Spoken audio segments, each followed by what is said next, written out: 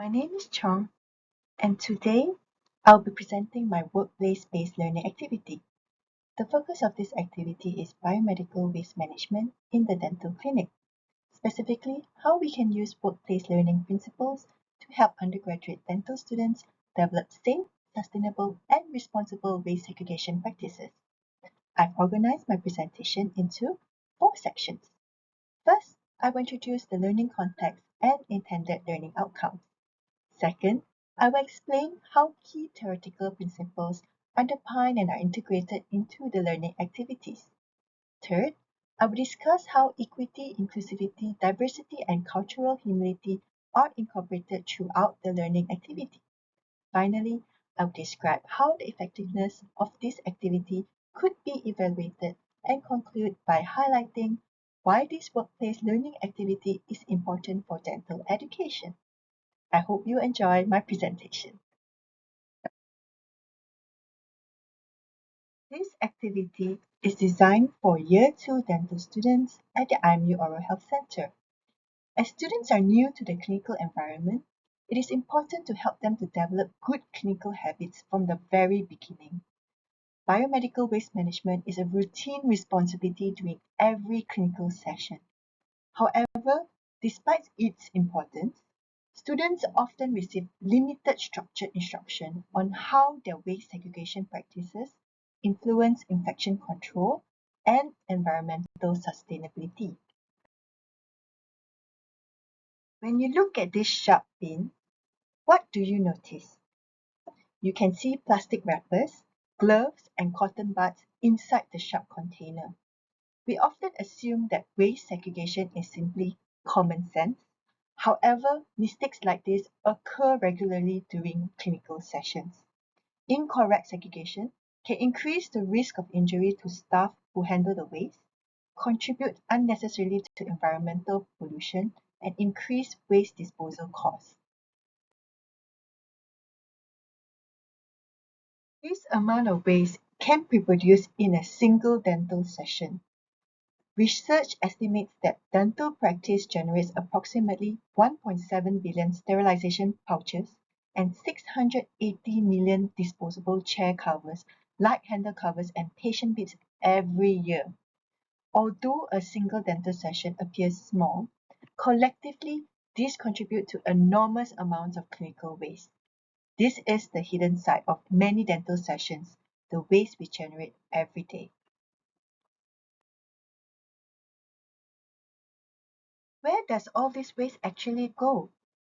Many of us simply throw items away without considering what happens afterwards.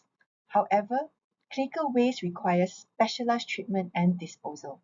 Incorrect segregation increases the amount of waste, requiring expensive processing and ultimately increases environmental burden.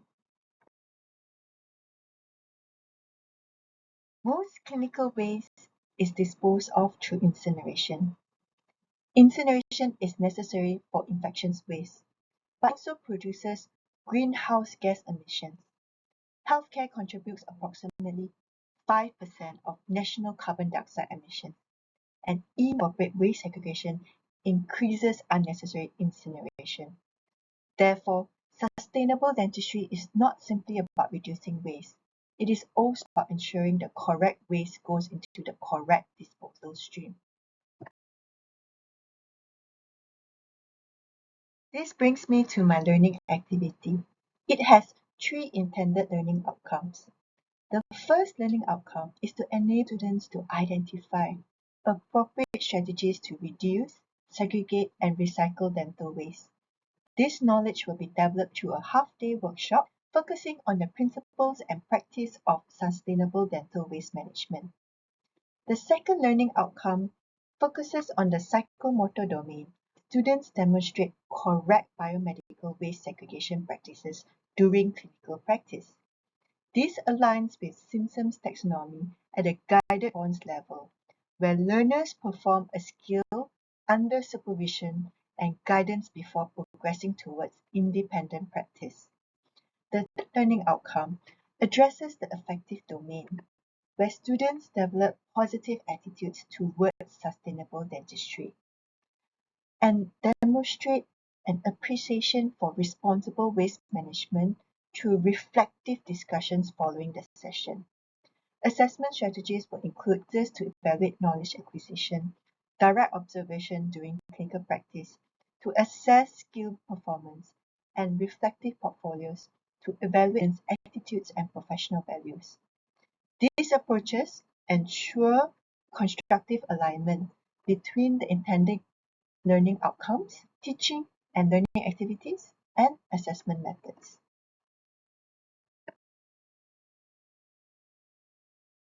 The instruction design of the workshop follows Gagné's 9 events of instructions. First, learners gain attention through the waste statistics. Next, the objectives are introduced so students understand what they're expected to achieve. Higher knowledge is then activated through interactive videos. Content is then presented using examples of common dental waste categories. Learning guidance is also provided through work examples and practical tips. Students then practice segregating waste items and receiving immediate feedback.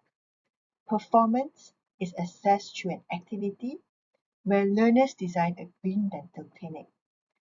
Finally, learners are encouraged to continue reflecting through additional reading and workplace applications.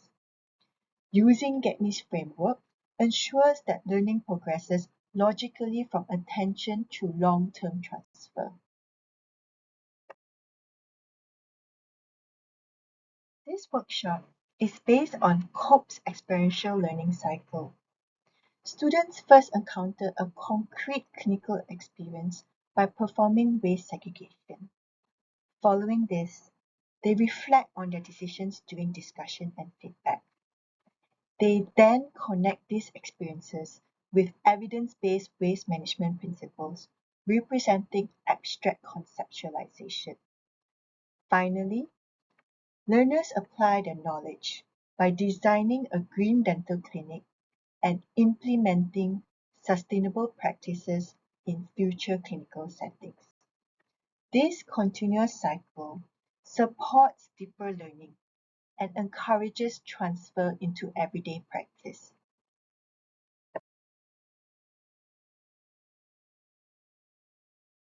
Biomedical waste management is best learned where it naturally occurs, which is the dental clinic. This aligns with situated learning, where learning takes place through authentic participation within a community of practice. Initially, students observe experienced clinicians before gradually participating themselves. This process is strengthened using cognitive apprenticeship.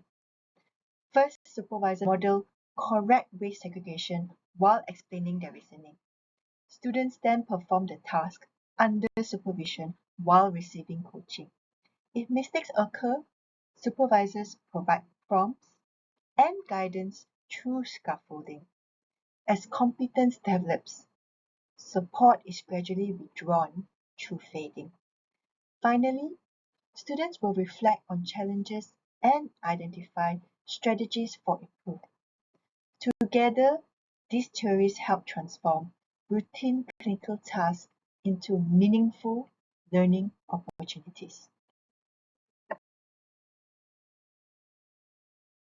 An important consideration in workplace learning is ensuring equity and inclusivity.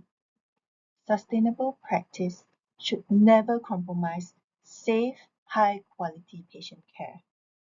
Every learner should have equal opportunities to participate in waste management activities, regardless of background or experience.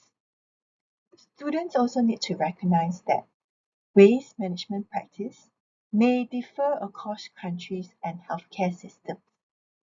Finally, cultural humility encourages students to reflect on how their own beliefs and values influence sustainable clinical practice.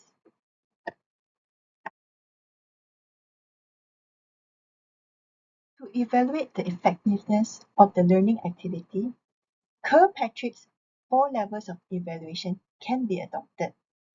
Level 1, which is reaction. will be measured using learner satisfaction questionnaires administered after the workshop. This questionnaire will evaluate learners' perceptions of the content, instructional design, facilitation, and perceived outcomes using a 5-point Likert scale, 1 meaning strongly disagree to 5 strongly agree. Meanwhile, level 2, which is learning, will be assessed through quizzes administered before and after the workshop to evaluate students' understanding of dental waste segregation principles and appropriate disposal practices. Level 3. Behavior will be evaluated through workplace clinical audits to determine whether students consistently apply correct waste segregation practices during clinical sessions. Level 4. Results can be explored through semi-structured qualitative interviews with key stakeholders at the Oral Health Center. Although organization outcomes may be challenging to quantify, interviews with general practitioners, the general manager, the dental assistants, receptionists, and even clinical supervisors from different disciplines can provide insights into the perceived impact of the learning activity on waste segregation practices and overall clinical waste management.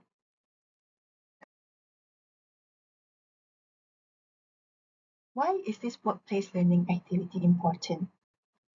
Biomedical waste management is often viewed as a routine task. However, it represents much more than waste disposal.